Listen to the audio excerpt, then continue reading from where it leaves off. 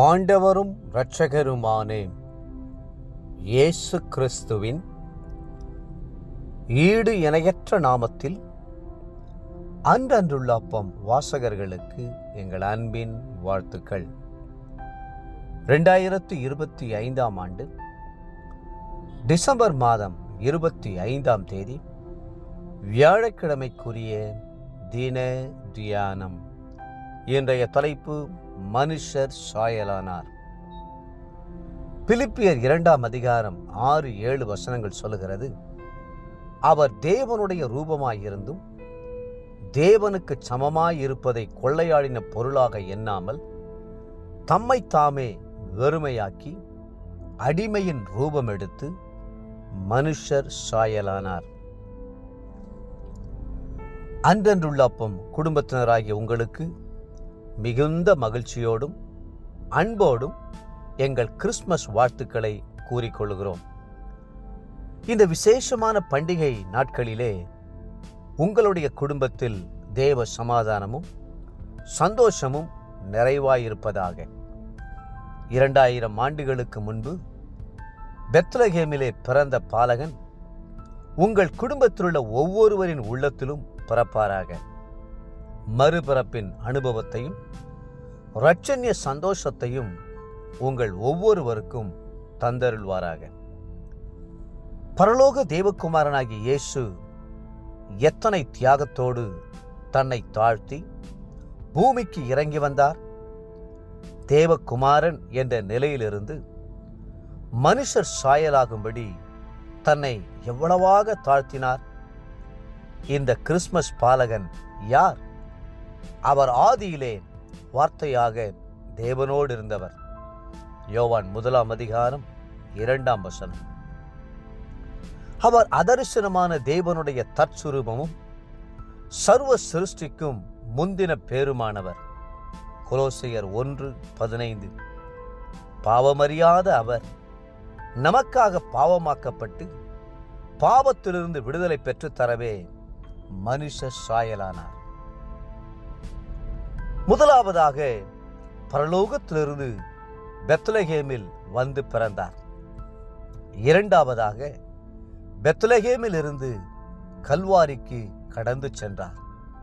வேதம் சொல்லுகிறது, அவர் மனுஷ ரூபமாய் காணப்பட்டு மரண பரியந்தம், அதாவது சிலுவையின் மரண பரியந்தமும் கீழ்ப்படிந்தவராகி தம்மை தாமே தாழ்த்தினார்.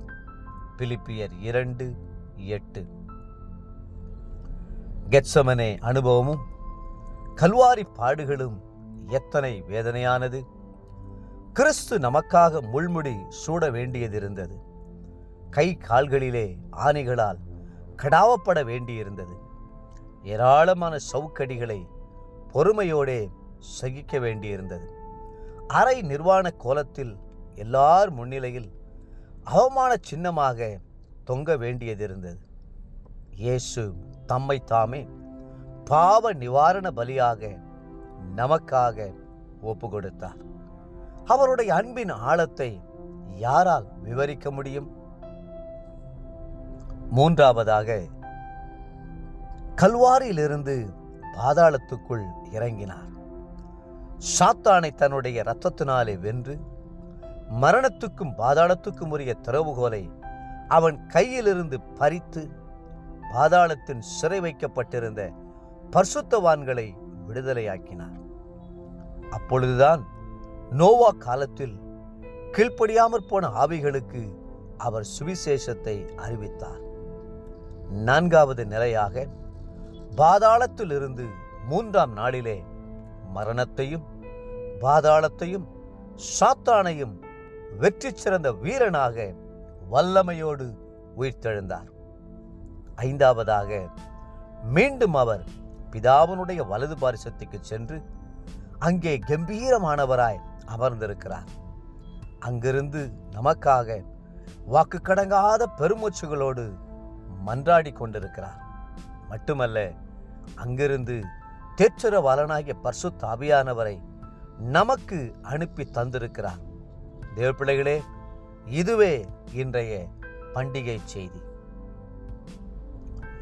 இன்றைய நினைவிற்கு பிலிப்பியர் 2ஆம் அதிகாரம் 9 மற்றும் 11 ஆதலால் தேவன் எல்லாவற்றுக்கும் மேலாக அவரை உயர்த்தி பிதாவாகிய தேவனுக்கு மகிமையாக இயேசு கிறிஸ்து கர்த்தர் என்று நாவுகள் யாவும் அறிக்கை பண்ணும்படிக்கும் எல்லா நாமத்திற்கும் மேலான நாமத்தை அவருக்கு தந்தருளினார். இன்றைய வேத வாசிப்பு காலை செப்பனியா 1, 2 மற்றும் 3ஆம் அதிகாரங்கள், மாலை வெளிப்படுத்தின விசேஷம் 16ஆம் அதிகாரம். அன்புக்குரிய அன்றென்றுள்ள வாசகர்களே, மீண்டும் உங்களை வாழ்த்துகிறோம். பாலகனாய் பிறந்த கிறிஸ்து உங்கள் உள்ளத்திலும் உங்கள் உறவுகளின் உள்ளத்திலும் பிறந்து உங்களை ஆசீர்வதித்து மென்மேலும் உயர்த்துவாராக. ஆமென்.